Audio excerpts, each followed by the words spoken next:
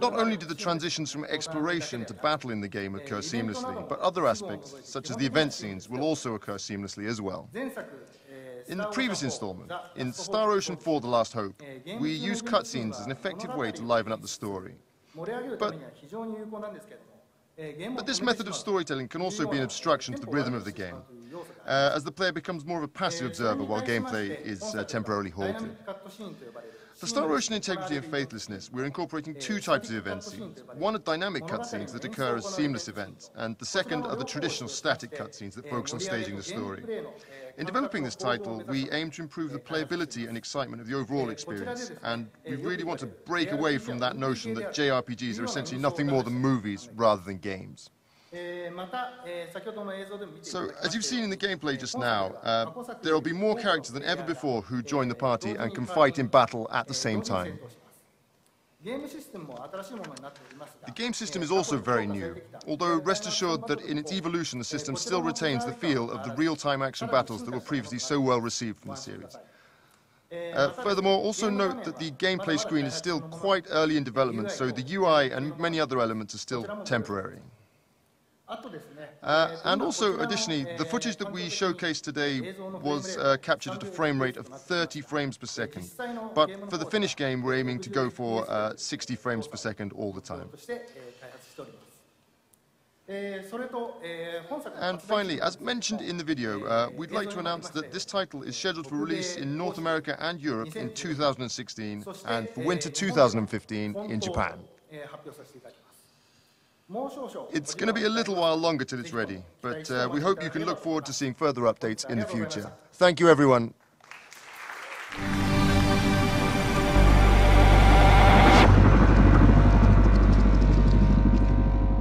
Please welcome to the stage Eidos Montreal Head of Studio David Nfosi and Executive Narrative Director for Deus Ex: Mankind Divided, Mary DeMarle.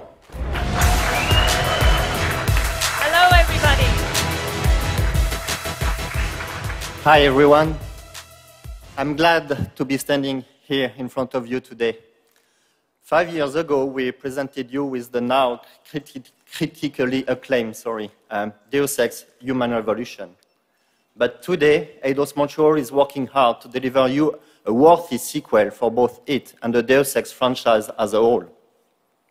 As usual, we are not compromising on quality and are constantly striving to meet the high expectations of the fans. To do so, the team behind Deus Ex: Human Revolution is back, working with a groundbreaking new game engine, the Dawn engine. The Dawn engine allows us to push the limits of technology, making the world of Deus Ex truly come to life. Mary, could you give us some more details about Deus Ex: Mankind Divided? Thank you, David. I certainly can. Deus Ex: Mankind Divided takes place in 2029, which is 2 years after the end of Human Revolution. Adam Jensen is back, although both he and the world he's living in have changed.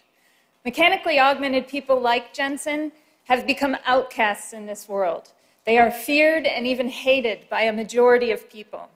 Many are being branded as terrorists and forced to live in AUG-only ghettos under heavy police surveillance. We call it a mechanical apartheid. Jensen isn't living in a ghetto. He's left Seraph Industries and has joined a newly formed division of Interpol known as Task Force 29. His job is to investigate and stop terrorist attacks all over the world. At the same time, though, he's secretly working as a covert double agent within the task force itself. He believes that a powerful group of men and women, known as the Illuminati, have created the group in order to serve their own interests. He wants to stop them, and he's teamed up with some hacker activists in order to bring them down. To do it, he's going to need some pretty amazing tools in his arsenal. New weapons, new augmentations, like a PEPS gun that is now hidden inside his mechanical arm. Also, his detachable nanoblades, which can now be used as deadly projectiles. These are just two of the enhancements that Jensen has that can really make him become the next stage in mankind's evolution. Of course, how he uses these tools and how he evolves is totally up to you, the player, to determine. Choices and consequences are at the heart of a Deus Ex experience. And we, with Mankind Divided, are pushing them even further. Choices that you make as a player will not only change how the game is played, but it will also change the story as it unfolds. The actions you take as the player will ultimately determine the end of the game and the end of the story. To put it simply, we want Mankind Divided to be one of the best action RPG experiences out there, and we are working very hard to make sure it happens. Right, David? Totally, Mary. Thank you. Enough talk. Today, I have the privilege to present you with the worldwide reveal of our very first in-game trailer. I hope you will enjoy it.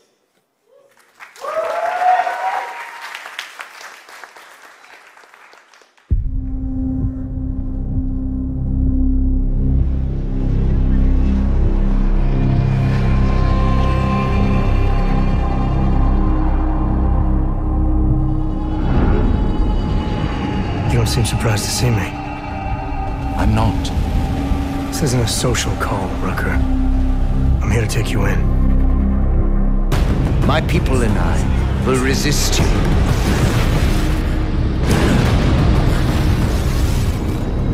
Innocent people died in that bombing today. The Augmented are suffering a genocide. It begins with demonizing us, treating us as less than human, exiling us so we are forgotten, and then exterminating us. You getting pissed enough to end this guy yet? I got a no-kill order. Would have thought he'd done enough to warrant extreme prejudice. How dare you speak to me of peace and fairness on behalf of masters who hide in the shadows and murdering without the courage to proclaim their convictions in front of the rest of the world?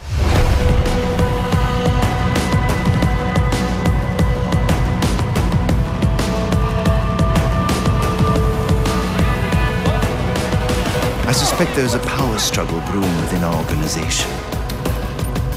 Some people inside ARC are less committed to our ideals.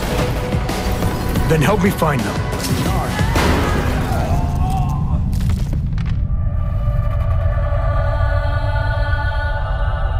Somewhere down there, hiding in plain sight, is your real terrorist.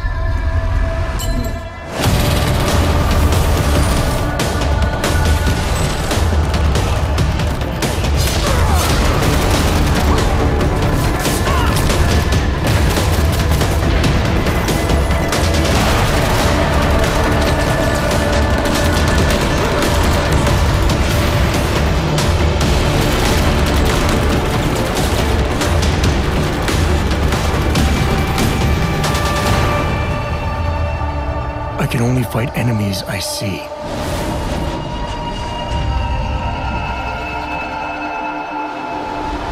Then isn't it time you brought them into the light?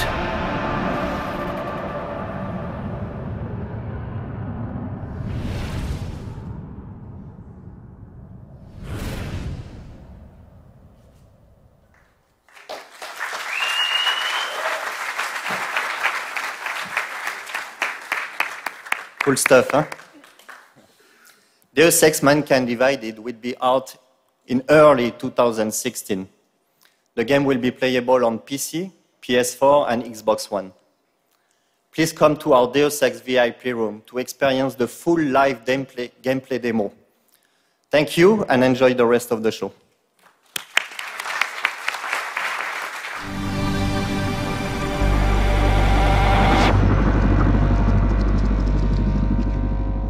And now, please welcome President and CEO of Square Enix Holdings, Yosuke Matsuda.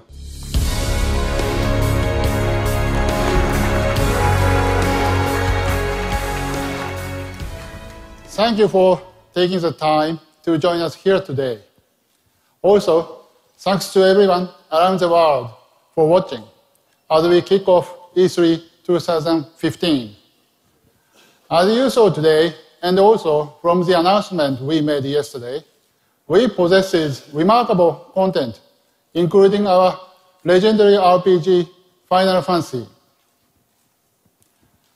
Now, I would like to take a moment to introduce the Final Fantasy Portal app. This comprehensive app provides any and all information related to Final Fantasy, and an English version will be coming this summer. We really hope you enjoy the rich content it has to offer. Speaking of RPGs, before I finish, there is one more announcement I would like to share with you today. RPGs are our major part of Square Enix legacy, including Final Fantasy, Dragon Quest, and Kingdom Hearts. RPG fans from all over the world have supported us along the years, and we are devoted to keep creating incredible new RPG titles. With that, I'm happy to announce the initiation of a new RPG project being developed by a newly established studio. Today, I would like to share some of the details for the first time. The new studio working on this project is called Tokyo RPG Factory. The name represents our dedication to creating Japanese RPGs.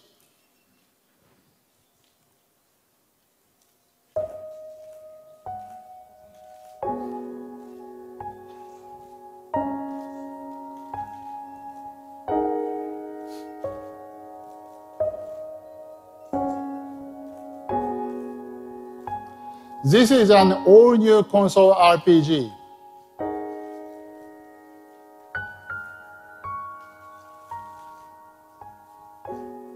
It's not a spin-off or a remake, but a completely new series. With its delicate and somewhat wistful atmosphere, we are calling it Project Setsuna. I cannot share too many details at this point, but the game is already under development and is planned for a global release in 2016.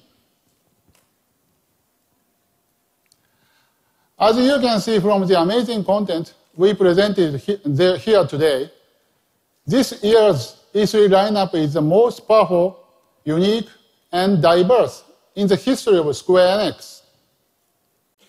From acclaimed franchises to exciting new IPs with rich stories, creative characters, and world, Square Enix is bringing phenomenal entertainment to every type of gamer for every viable platform. The amazing content and services created by our global creative teams truly represent our goal to help spread happiness across the globe by providing unforgettable experiences. In 2015, you will see a full range of creativity the Square Enix Group has to offer, beginning at this E3. But we will never stop moving forward. We promise you that Square Enix will continue to deliver ultimate entertainment experiences that will amaze and excite gamers. Our powerful content and brilliant creators make that possible. Now, I would like to welcome everyone from our talented studios and partners from around the world to join me back on stage.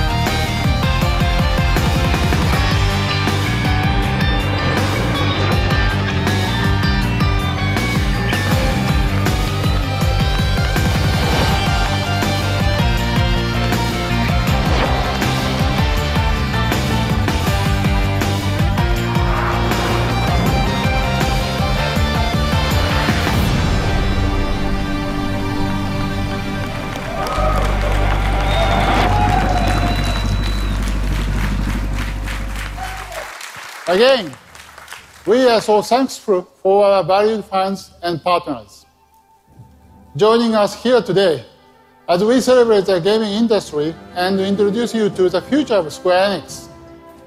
Please visit our booth on the show floor and stay tuned to Square Enix Presents for all of the latest updates and announcements from us. Thank you, and have a great E3!